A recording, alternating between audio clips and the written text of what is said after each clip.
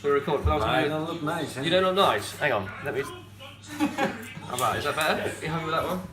I meant to have a beard. You meant to have a beard? You got a beard. It's fine. Right.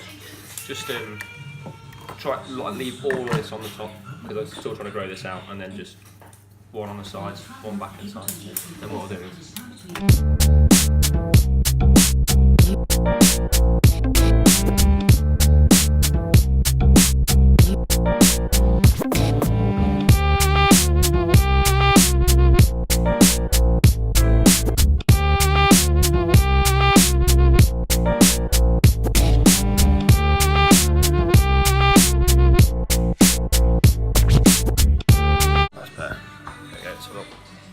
Good job. Good job.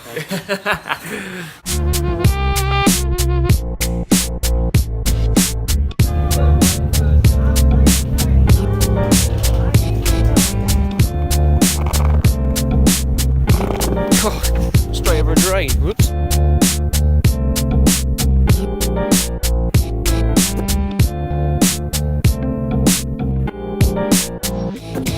You had plenty money, 1922. You let other women make a fool of you. Why don't you do right like some other men do?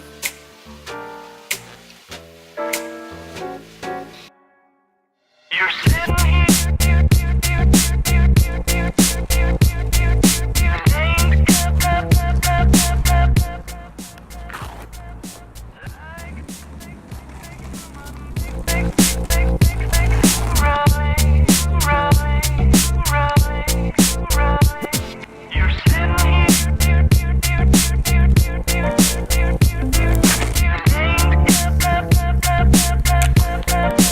So that's my roommate Connor riding the board just there.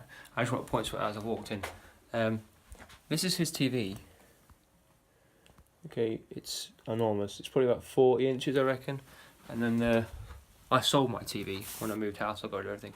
Look at my little TV.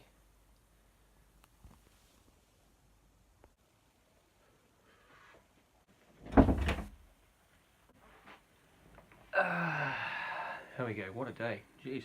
Fun day though. Love spending time with Max. It's really important for me, especially now, with me going to Australia, obviously, to make the most of every single day I have with him. So it was cool today to hang out and get him on his scooter, although he struggled on it a little bit, and also to test out the skateboard, which is working much better now. We've changed the bearings, it's so much smoother, like I said it would be. Got haircuts together. Mine looks a little bit rough now because I've laid down on it, but smarter, I suppose. And I've just dropped him off now, and yeah, hopefully next week we'll be able to go swimming. So yeah, good times, good times. Love hanging out with him. Also today is Valentine's Day. Ugh, looking through Instagram's fucking depressing today. 2 reasons I don't like Valentine's Day. One is because it's a particularly difficult one for me this year, but two, why do you need a specific day to show the person you love that you love them, right? Trust me, if you love someone, just show it every day. You should show that shit every single day. You should cherish and not take for granted what you have, okay?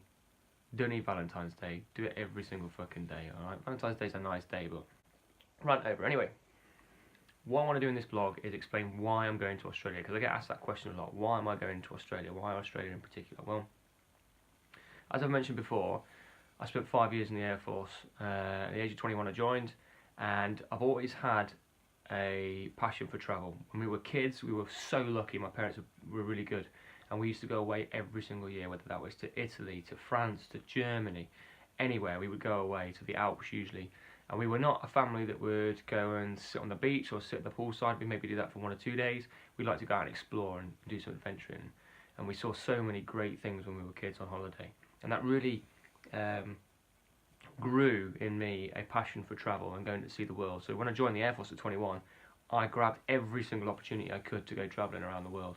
So I went to Cyprus, I went to Austria, I did 4 months in Lithuania.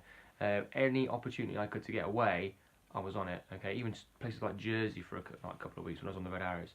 Loved getting away and seeing new places, even just in England. Do you know what I mean? So, and like the furthest afield I'd ever been before I went to Australia was Gambia, which is where I got this painting on the wall here. I went to Gambia on a school trip playing football, and did, I think it was 2 weeks out in Gambia in Africa, and absolutely loved it. And the thing I loved about that, not so much to play in the football, which was great because we got to play in the national stadium, but we were given the opportunity to go into local schools and hand out football shirts that had been donated to us, and we went and gave a talk in the local school, and we went into the local slums and had a meal and stuff. And a lot of the kids who were on the tour with me, they didn't want to go, and there was only about 3 of us who did go in the end. But that to me was the best part, because that was proper travel.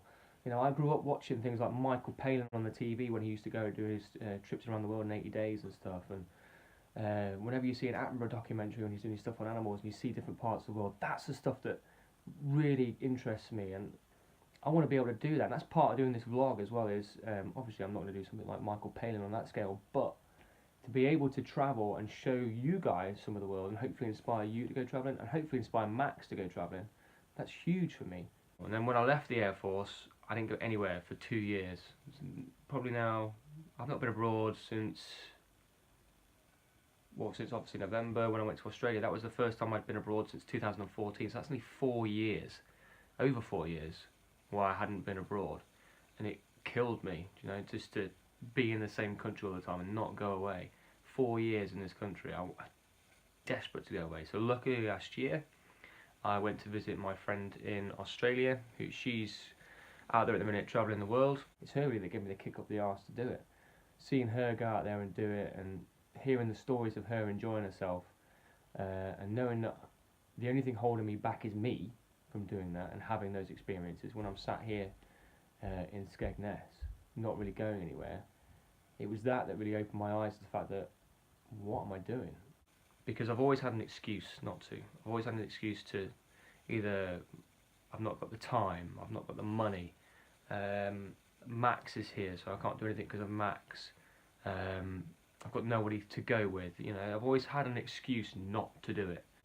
It was that really that was the flame that lit the torch for me to do this whole process, to sell my house, to sell my car, to sell pretty much all of my belongings, and to fund this trip to go away and see the world. And I spent probably the last 10 years of my life making decisions based on what other people want me to do, and I think it's time that stopped. Do you know what I mean? I think it's time that actually I grabbed the world by the balls and actually did something that I wanted to do. So yeah, she really gave me the kick up the arse to go and do it. And I am going to meet up with her when I'm out there, and I can't wait to see her and spend a little bit of time with her. But yeah, I mean, Australia is a country that I've always been interested in, especially New Zealand as well. I desperately want to go to New Zealand while I'm out there. But I went in November and just fell in love with the place. Started out in Melbourne, did a few days in Melbourne, and didn't really get Melbourne. Melbourne felt to me more like London.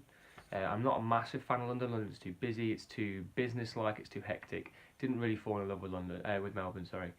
Then we did a drive up to Canberra and then up to Sydney, and as soon as I got to Sydney, I fell in love with the place. Such a beautiful city, so many nice people, so friendly, so chilled, so relaxed, so many things to do. That was the thing in Melbourne. We were walking around and we couldn't find anything really to do. It was so business-like. Whereas in Sydney, there's so much to do. And then we went up to Byron Bay, spent a couple of days in Byron Bay, and that place is heaven on earth.